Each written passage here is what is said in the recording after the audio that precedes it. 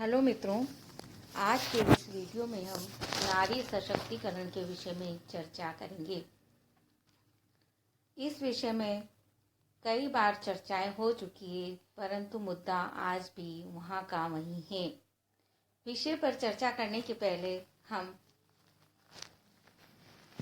जानना चाहेंगे नारी सशक्तिकरण क्या है। पर इसके पूर्व मित्रों, आप लिंक को सब्सक्राइब कर घंटी बजा दीजिए ताकि हमारे आगे आने वाले वीडियो आपको सुगमता से प्राप्त होते रहें।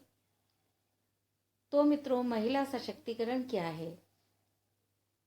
भगवान ने नर और नारी दो हिस्से दुनिया को चलाने के लिए बनाए हैं। इन दोनों को एक साथ रखकर ही दुनिया को ठीक से चलाया जा सकता है। हमारे देश में प्रजातंत्र है और शासन की सबसे अच्छी प्रणाली प्रजातंत्र मानी गई है। और प्रजातंत्र की सफलता तब तक अधूरी ही मानी जाएगी मित्रों, जब तक स्त्रियों को मानवाधिकार प्राप्त नहीं होगा। कानून की पुस्तक में उन्हें ये अधिकार प्राप्त है, कानून में दिए हुए हैं। आवश्यकता पड़ने पर हम स्वतंत्रता आंदोलन के इतिहास में महिलाओं की भूमिका को रेखांकित भी करते हैं। महात्मा गांधी और जवाहरलाल नेहरू ने भी समय समय पर महिलाओं की सहभागिता की सराहना की है।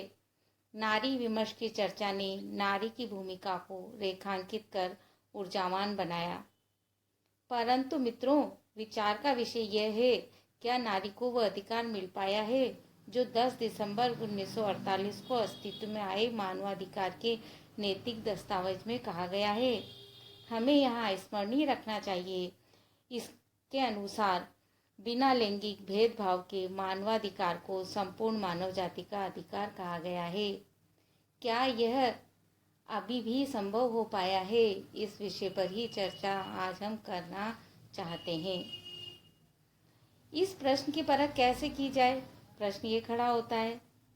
तो इस प्रश्न की परख इस बात से की जानी चाहिए कि नारी भय मुक्त होकर सम्मान खोए बगैर इच्छित लक्ष्य को पाने का प्रयास कर सके, वह अपने गंतव्य को पा सके, उसे स्वतंत्र रहने का हक हो, सुरक्षा मिले, आर्थिक स्वावलंबन के संग उसकी इच्छा अनिच्छा एवं सुझावों को परिवार समाज देश के स्तर पर सम्मान मिले, योग्यता वृद्धि के अवसर मिले, संपत्ति में अधिकार मिले, प्रतिदिन के एक रस कमर तोड़ कामों से राहत मिले एवं देश की प्रगति एवं गौरव वृद्धि में सहयोग के अवसर भी प्राप्त हों।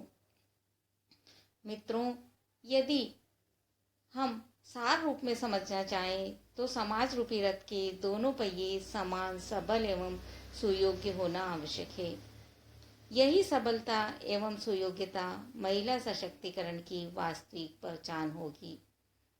इसके लिए मित्रों, हमें अभी काफ़ी प्रयास करने हैं। हम अभी मंजिल से बहुत दूर हैं। मित्रों, यद्यपि आज नारी सभी क्षेत्रों में पुरुषों से कंधा मिलाकर विकास के पथ पर बढ़ रही है।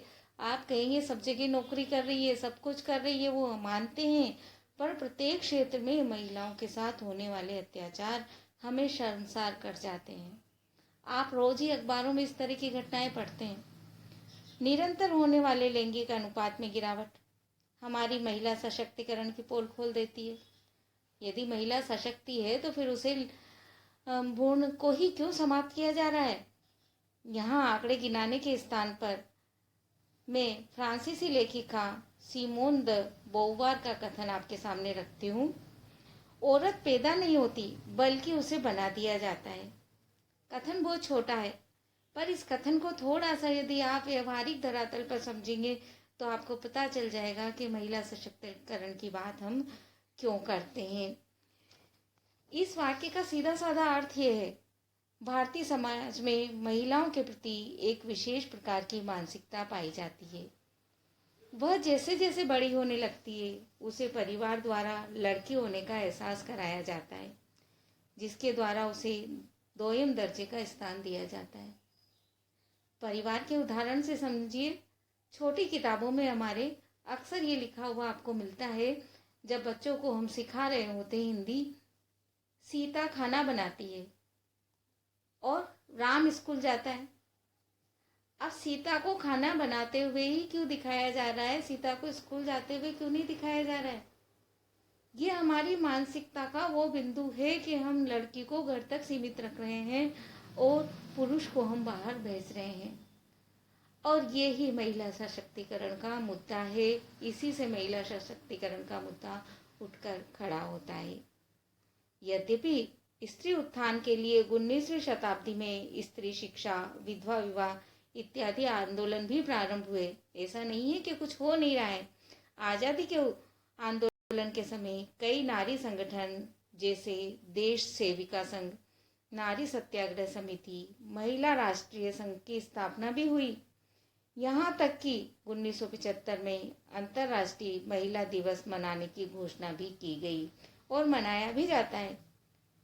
अतः हम ये कह सकते हैं प्रयास निरंतर जारी है, पर फिर भी यह भी हम कहने को बातें हैं कि मंजिल अभी बहुत दूर है, क्योंकि 1% आंकड़ों की लिस्ट से हम संपूर्ण महिलाओं के सशक्तिकरण की बात स्वीकार नहीं कर सकते। मित्रों, वर्तमान में महिला सशक्तिकरण की आवश्यकता में सबसे प्रमुख बाधाएं अशिक्षा, बालिका भ्रूण हत्या, लैंगिक असमानता, घरेलू हिंसा, आर्थिक परावलंबन, अधिकारों एवं कर्तव्यों की जानकारी का अभाव, निर्णय लेने की प्रक्रिया में उसकी अवहेलना, पुरुष प्रधान समाज चेतना का अभाव, हमारा सांस्कृतिक परिदृश्य एवं सर्वाधिक पीड़ादायक तथ्य उनके प्रति बढ़ते यौन अपराध हैं।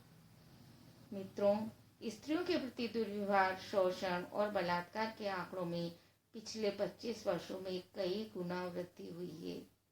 यहाँ आंकड़े गिनाने से काम नहीं चलेगा, क्योंकि सामाजिक मर्यादा, छीटाकशी और तानों के चलते कितनी पीड़ित स्त्रियां न्याय का दरवाजा खटखटाती है, यह तथ्य आप में से किसी से भी छुपा हुआ नहीं है।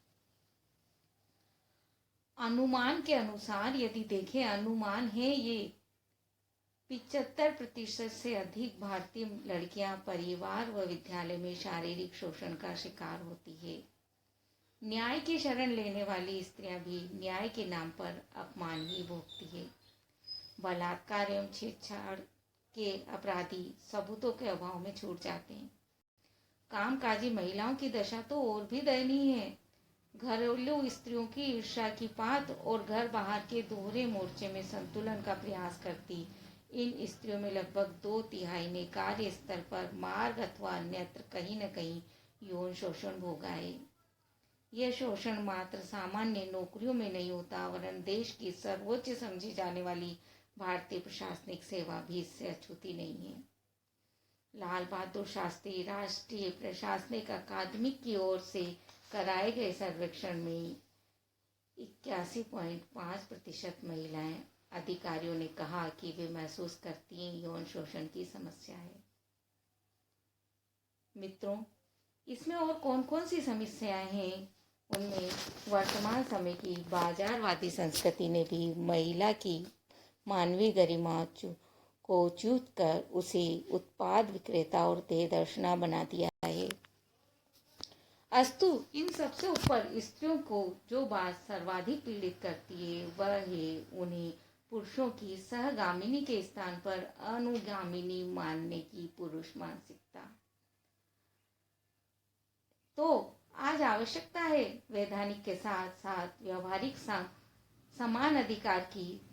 इसलिए हमें सबसे पहले तो यह करना है कि सुधार संबंधी प्रक्रिया इतनी सरल हो कि निम्न शैक्षिक सामाजिक स्तर की पीड़िताएं भी आसानी से न्याय प्राप्त कर सके। समाचारों के साथ साथ मनोरंजन परोसने वाले विभिन्न टेलीविजन चैनलों, समाचार पत्रों तथा सरकारी गैर सरकारी शिक्षण संस्थाओं द्वारा समाज सेवा को अनिवार्य किया जाए, जिससे पीड़िता को पास में सरल न्यायिक सुविधा प्राप्त हो सके और वह अपने अधिकारों के प्रति जागरूक हो सके। इससे उसमें आत्मविश्वास जागृत होगा। यहाँ हम ये ध्यान आकर्षित करना चाहते हैं सभी लोगों का, Delhi domestic working women's forum बना भारत सरकार के बाद में माननीय उच्च न्यायालय ने पीड़ित महिलाओं के अधिकारों के हितों को बढ़ावा देने के लिए क्षतिपूर्ति देने का निर्देश जारी किया, जो महिला सशक्तिकरण के इतिहास में प्रथम निर्देश है। यह क्षतिपूर्ति एवं पुनर्वास से संबंधित होने के कारण अधिक महत्वपूर्ण है।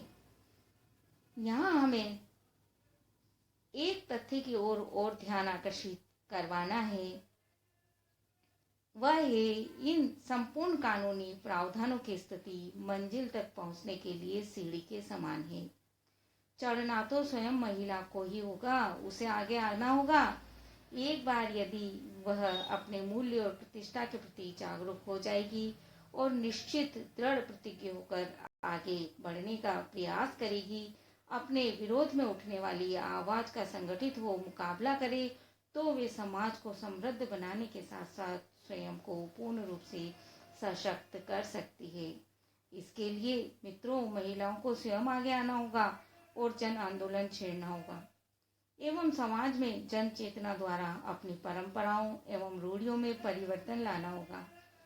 देश को भी कथनी और करने में अंतर की परंपरा को छोड़कर ऐसे कार्य करने होंगे जिससे कि समाज के प्रत्येक घटकों के साथ साथ देश, राष्ट्र एवं समाज का समग्र विकास हो सके। इसलिए मित्रों, राष्ट्रीय परिप्रेक्ष्य में महिला साक्षरता, महिला आत्मनिर्भरता, स्वास्थ्य रक्षा, घरेलू हिंसा के क्षेत्र में अपेक्षित प्रतिरोध एवं आत्म सुरक्षा के प्रशिक्षण द्वारा ही विकास के आयामों को हम प्राप्त कर सकते हैं, बशर्त उसे स्वयं मानसिक जड़त्व की स्थिति से बाहर आना होगा और परिस्थिति के अनुसार कभी दुर्गा, कभी चंडी, कभी काली तो कभी सीता बनना होगा। इसी उद्देश्य की पूर्ति हेतु राष्ट्रीय महिला आयोग के तत्वावधान में आयोजित विजय फॉर वीमेन ऑफ टुमारो के परिचर्चा सत्र में पूर्व राष्ट्रपति माननीय APJ अब्दुल कलाम ने अपेक्षा की थी महिलाओं को महानता की अनुभूति करवाई जाए, जिससे उनका मनोबल ऊंचा होगा। इस मनोबल द्वारा भारतीय नारी अपने वर्चस्व को संपूर्ण विश्व में फैला सकेगी। मुझे पूर्ण विश्वास है मित्रों, चलती गाड़ी के पहिए बदलने के समान इस प्रयास में हम अवश्य सफल होंगे, क्योंकि वर्षों से खामोश पड़ी ठंडी शिलाओं की गर्मी से ही लावा निकलता है। पर बस आज हमें ये कहना पड़ता है कि अभी इसकी मंजिल दूर है, पर हम पहुंचेंगे अवश्य मित्रों।